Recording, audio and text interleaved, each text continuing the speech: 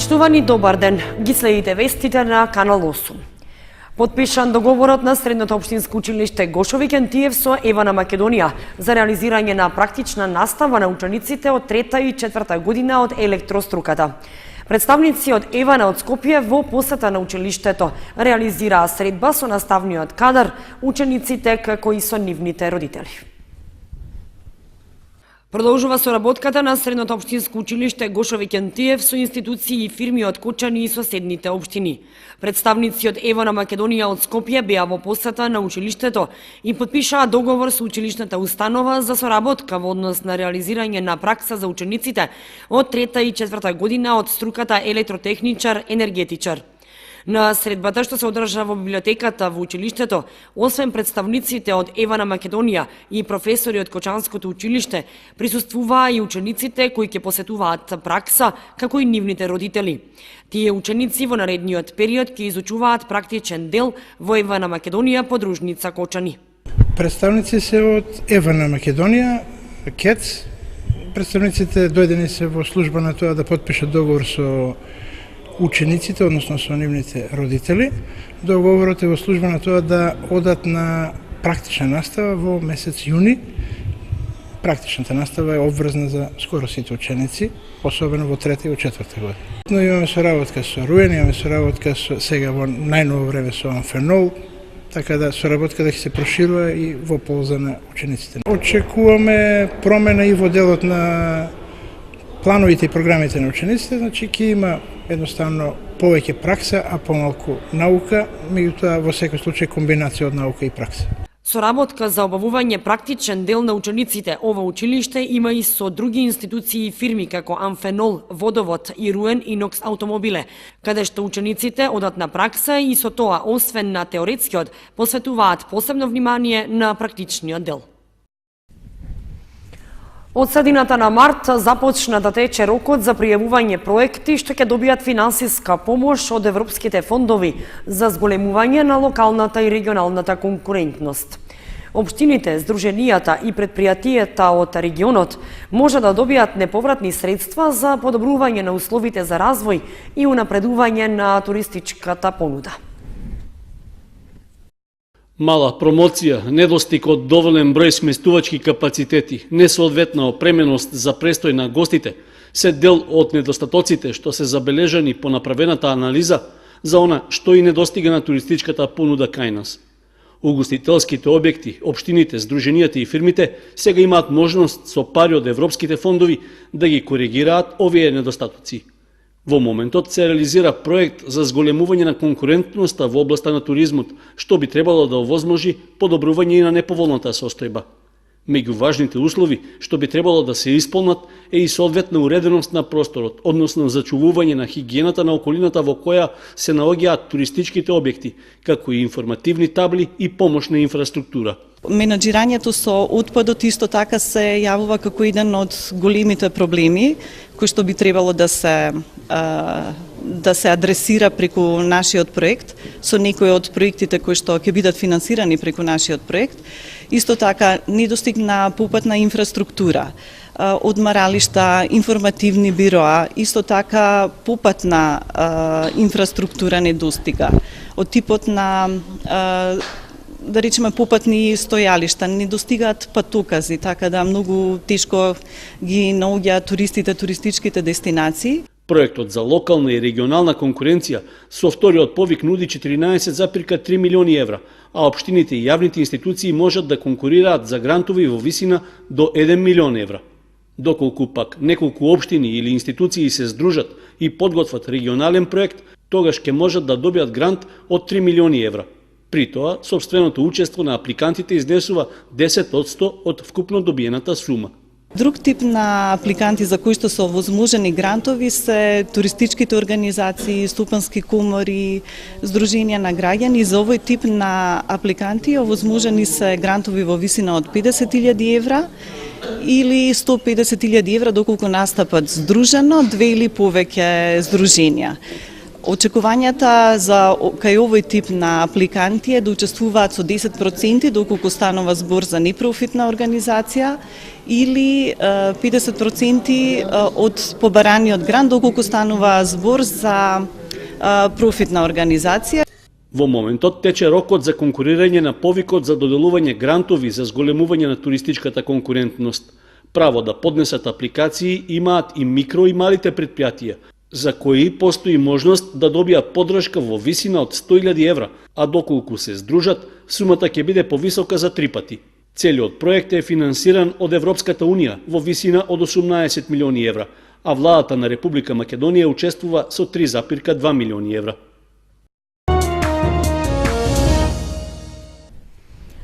Одличен успех и неколку награди освоија 4 ученици од музичкото училиште Ристо Јуруков на меѓународен надпревар што се одржа во Скопје. Со оглед што надпреварот трае до крајот на април, се очекува со награди да се вратат и други ученици од Кочанското училиште.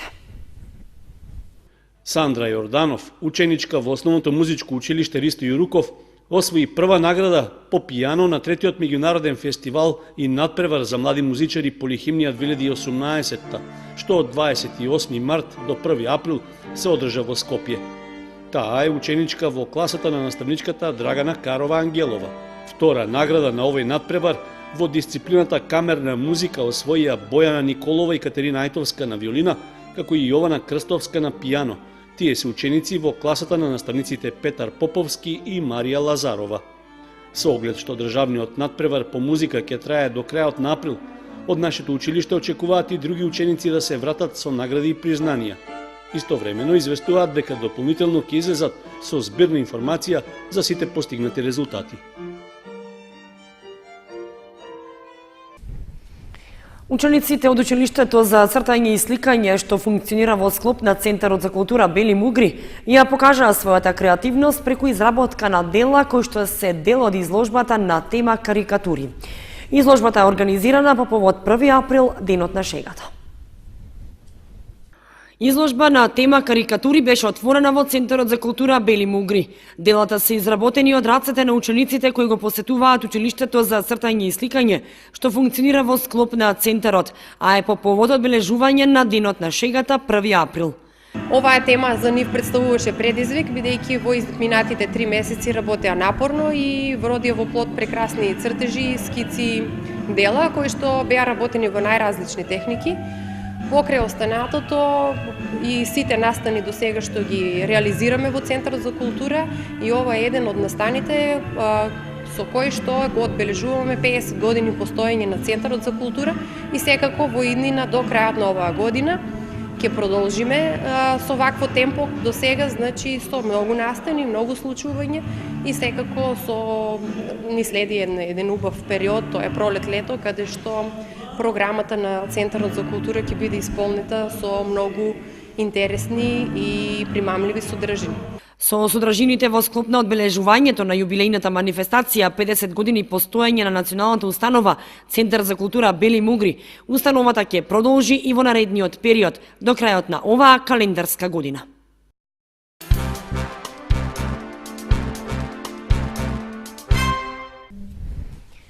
Великденски пазар на можности организираше основното училиште Климент Охридски од Облешево. Средствата што ќе се соберат ќе бидат наменети за помош на учениците кои што учат во училиштето, а потекнуваат од социјално загрозени семејства. Основното училиште Климент Охридски од Облешево по 6-ти пат организира великденски хепенинг. Учениците уште еднаш ја изразија својата креативност преку најразлични великденски украси, а во подготовката на храната пак помогнаа и родителите. Јас се викам Јохан Ангелов. Денеска се одржува великденскиот празник. Јас учам во школа Климент Охридски, имам 11 години. Добро. Кажи ми, еве, денеска што подготвивте заедно со вашите родители? Јас подготвив повеќе. Дали оди добро продажбата? Добро оди продажбата. Јас сум Анастасија Јорданова, доаѓам од цел Чифлик и сум 600 оделение. Заедно со моите родители подготвивме погаче и други јадења и некои украси. Денеска имаме хуманитарен деца и средствата ќе бидат наменети за хумани цели. Училиштето Климент Охридски постојано организира вакви и слични хуманитарни настани со цел помош на учениците кои што учат во училиштето, а потекнуваат од социјално загрозени семејства, како и дополнително потикнување на хуманите чувства кај учениците, како и учење за значењето на празникот Великден и Воскресението Христово.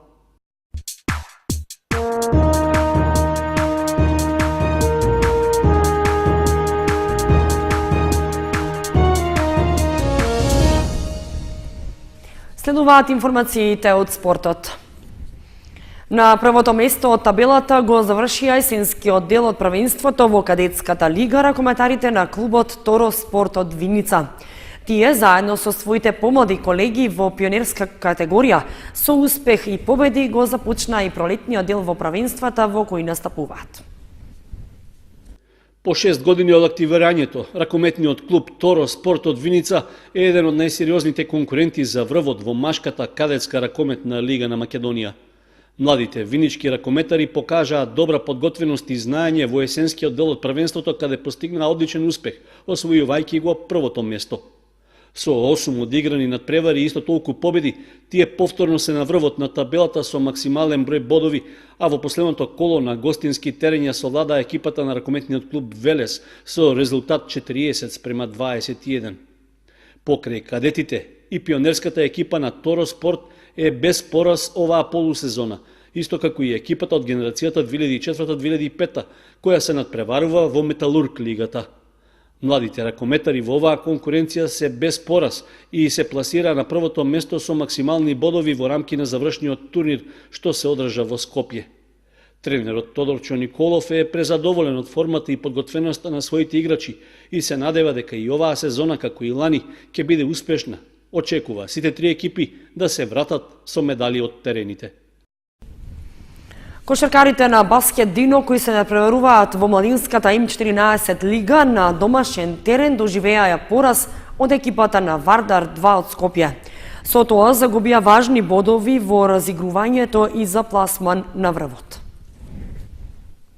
Младите кошаркари на Баскет Дино, кои се надпреваруваат во М14 лигата, не успеа во намерата да ги освојат бодовите во третото коло од разигрувањето за шампионската титула.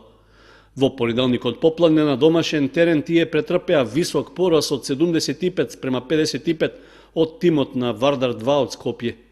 Токму кога најмалку се очекуваше, момчињата на тренерот Сашо Лазаров ја прекинаа низата од успешни настапи во кои забележаа победи и дома и на гостувањата.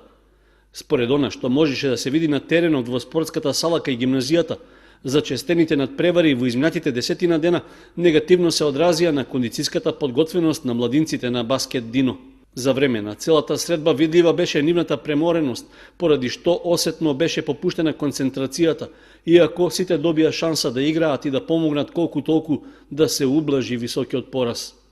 По победите во претходните кола од разигрувањето против МЗТ во Скопје и против Петровски од Битола, првиот пораз за нашите млади кошаркари не треба да биде никакво разочарување.